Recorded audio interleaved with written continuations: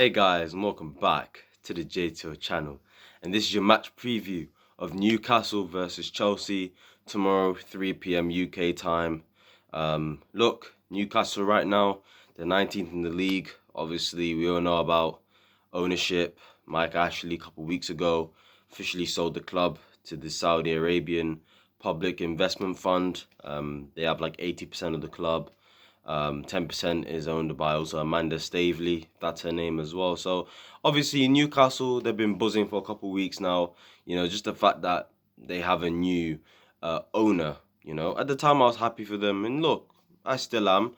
And obviously they're gonna face the old oil boys. Do you understand? The ones who really started to, the ones who got took over by a rich owner who was on billions and billions and billions.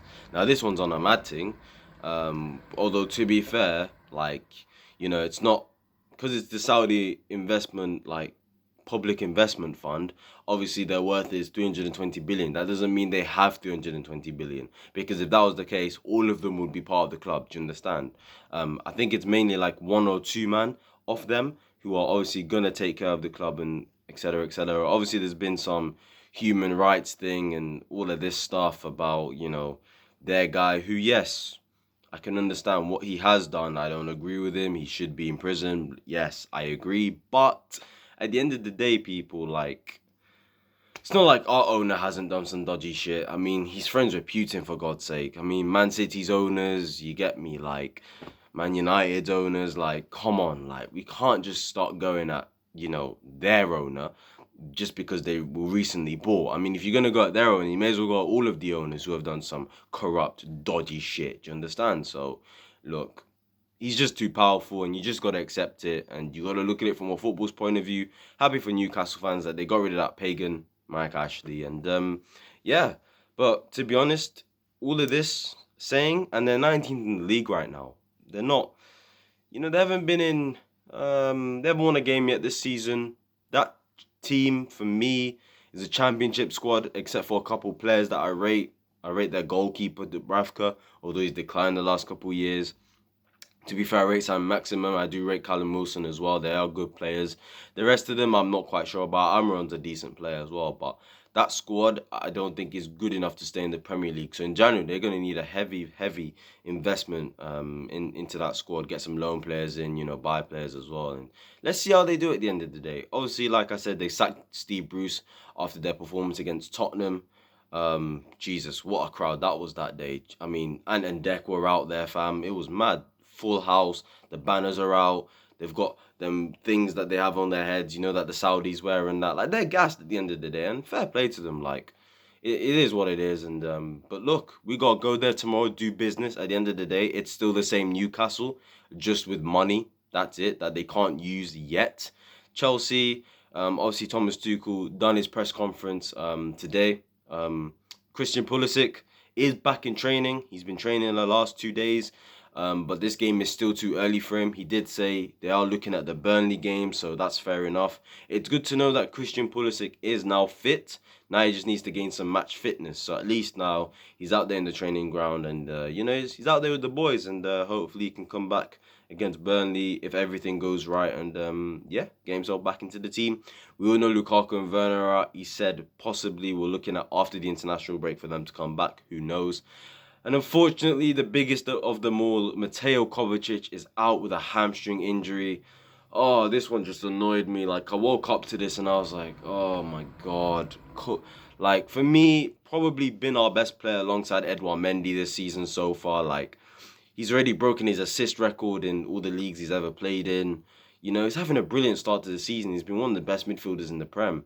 And it's just annoying because his last injury was a hamstring as well, and he was out for a while.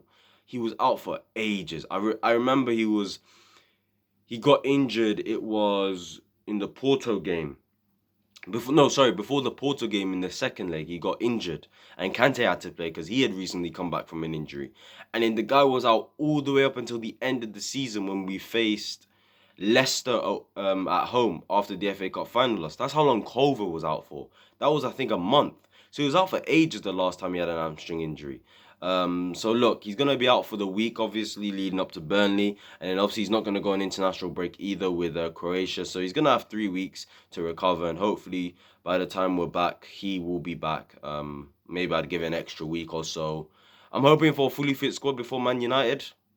Because boy, I'm sick and tired of not having a fully fit squad. It's just annoying as hell, and yeah, guys, that's team news, and not really else was said about Newcastle. Not really the 19th, blah blah blah, and yeah, let's just get into the preview right away and the predicted lineup. I'll give you a score prediction later and how we think we're going to win this game. Obviously in goal, Edouard Mendy. Yep, simple as that. Kepa, you were good on Tuesday, even though he made a mistake, but he was still good on the day. But yeah, Mendy comes back for me. A back three of now. To be fair, Azpilicueta and Christensen missed Tuesday's game. If they were fit, if they didn't have issues with injury and tooth problems, they probably both would have played, seeing as they didn't play against Norwich. But unfortunately, Christensen was out due to teeth problems and Azpilicueta had a shoulder injury. But both are back in training now, to be fair. Also, Ruben's back in training as well, and Kante's back in training because he had a bit of a setback as to why he wasn't in the squad for the game against Southampton in the Carabao Cup. So yeah, at the end of the day, look, if those guys would have played, my back three personally would have been Azpilicueta, Thiago Silva, and Rudiger, with Reece James right wing back and Chilwell left wing back. But realistically, I think Tuchel's going to go with Mendy in goal, obviously. Rudiger left-sided centre-back. Thiago Silva is the middle centre-back. Andreas Christensen as the right-sided centre-back. And Azpilicueta as the right wing-back. I just have a feeling he ain't going to play Reece James tomorrow. I think he'll play him at right wing-back against Malmo in the Champions League next week. That's my feeling. Obviously, Ben Chilwell to keep his place from Norwich, obviously, to come back into the team at left wing back. And then the double pivot, look, Kovacic is out. Ruben obviously recently came back. He was doing individual training on Thursday, if I'm not wrong, and then he done some training with the team today. So I don't think that's quite enough for him to all of a sudden just start the game. Personally, I think he's gonna go with Jorginho and N'Golo Kante, and then obviously, because it's simple. I mean, Kante, he's been fit for a while, despite the minor setback he had as to why he wasn't in the squad against Southampton. Jorginho got his rest, to be fair. It wouldn't surprise me if it was Jorginho or Ruben. Wouldn't surprise me at all, but regardless, I think Jorginho will play, and I think it'll be Kante alongside him. Move on to the front three now. Now, to be honest with you, Hudson-Odoi on the left for me. Look, I understand why he had to play right wing back. Obviously, like I said, Aspie was out, Christensen was out, so Reece James had to fill in, and Hudson had to fill in as centre back and right wing back respectively. But for me, in this game, seeing as Pulisic won't be in the squad, because obviously he just came back like 2 days ago into like team training, so fair enough on that. Do you understand? So for me, Hudson-Odoi keeps his place at left wing. Obviously, we know Timo and Lukaku are still out, so Mason Mount on the right. Hopefully, he can continue on from his performance against Norwich, obviously with the hat-trick.